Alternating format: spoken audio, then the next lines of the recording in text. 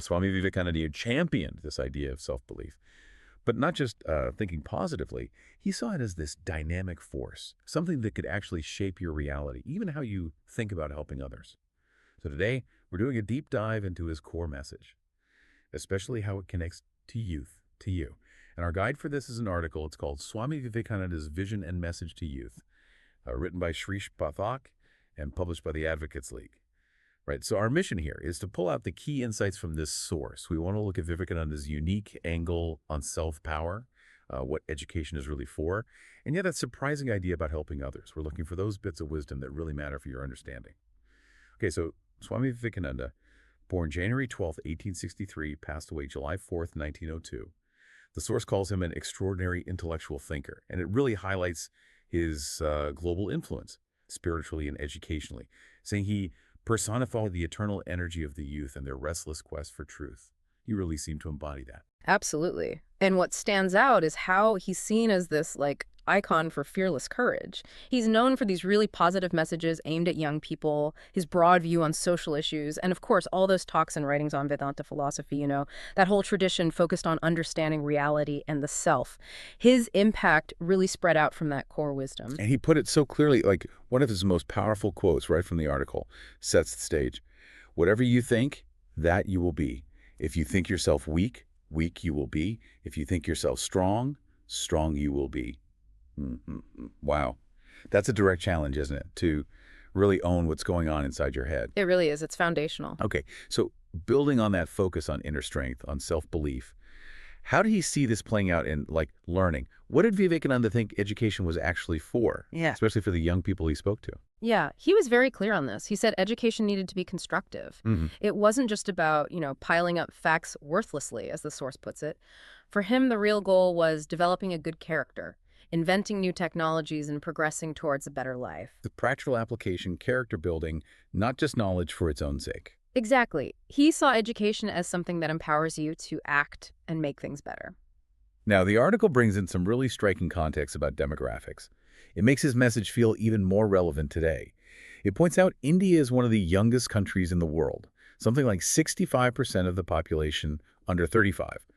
And it mentions a projection that by 2020, India's median age would be just 28. Think about that compared to the US at 38, China 42, Japan 48. That's a huge wave of young people. And that demographic reality is key to understanding Vivekananda's focus. He saw this massive youth population not as a problem, but as this incredible dynamic segment of society, untapped potential.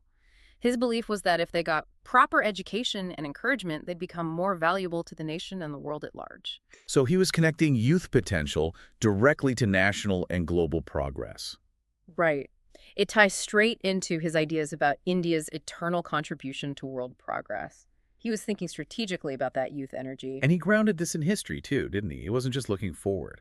The source mentions that historically Indians didn't fight for wealth or power in the way some others did, yet they were wealthy and powerful. Yeah. And they shared knowledge, spiritual, cultural, scientific stuff the world still uses. That's a crucial point. His message wasn't just be strong, it was also remember your heritage. So his encouragement, you have done well, only try to do better. It's like acknowledging that past strength while pushing for more. Precisely. And that's why India celebrates Youth Day on his birthday, because he connected with them so directly. He wasn't just lecturing. He conveyed his ideas directly to the people, especially to the youth. He wanted them to understand that a nation that has no history of its own has nothing in this world. Out of the past, the future is built. So know your roots to build your future. Yes.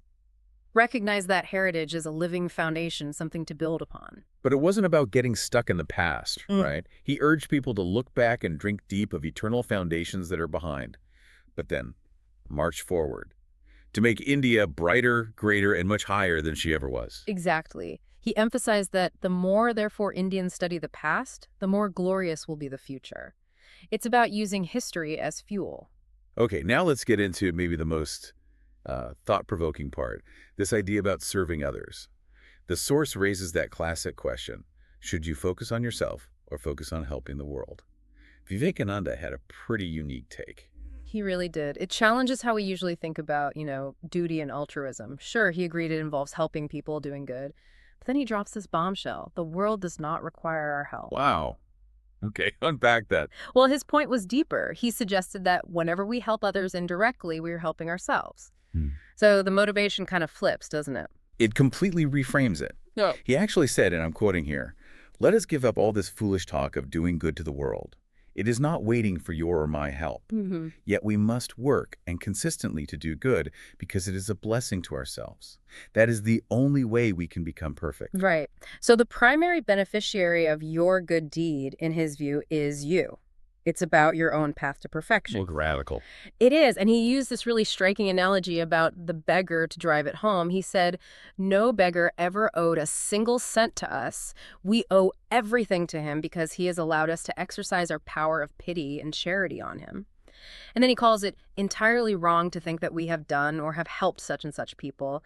It is a foolish thought, and all such thoughts bring misery. So helping is an opportunity the other person gives us to develop ourselves. That's the essence of it. It makes you really question who benefits most in the act of giving. Is it the receiver, or is it actually the giver on their own journey? And this ties right back to his main theme about thoughts, doesn't it? He said, "We are what our thoughts have made us, so take care about what you think. Words are secondary. Thoughts live.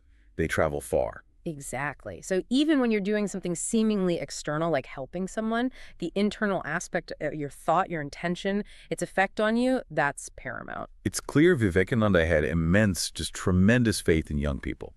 So after laying all this groundwork, self-belief, education for character, this unique view on service, what was his big call to action for them? His rallying cry? Well, fundamentally, he believed the greatest service was actually living these teachings, embodying them, and carrying them forward.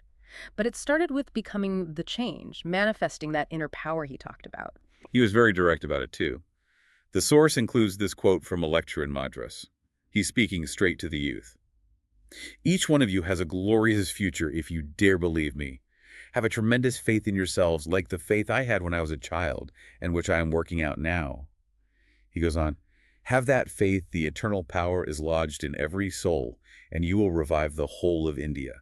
Powerful stuff. He's putting the responsibility and the potential right in their hands. Yeah, and he stresses the timing. Now, for that, I want young man. This is the time to decide your future, while you possess the energy of youth, not when you're worn out and jaded, but in the freshness and vigor of youth. He really saw their energy as the key ingredient, and he had this big vision believing that the world is waiting for the treasures to come out India. He saw their potential impact as global. Which leads perfectly into that famous, incredibly motivating mantra he gave us. Arise, awake, stop not till the goal is reached. A timeless call to action. Absolutely. Well, this has been quite the deep dive. What really stands out is how Vivekananda weaves together this profound belief in your own inner power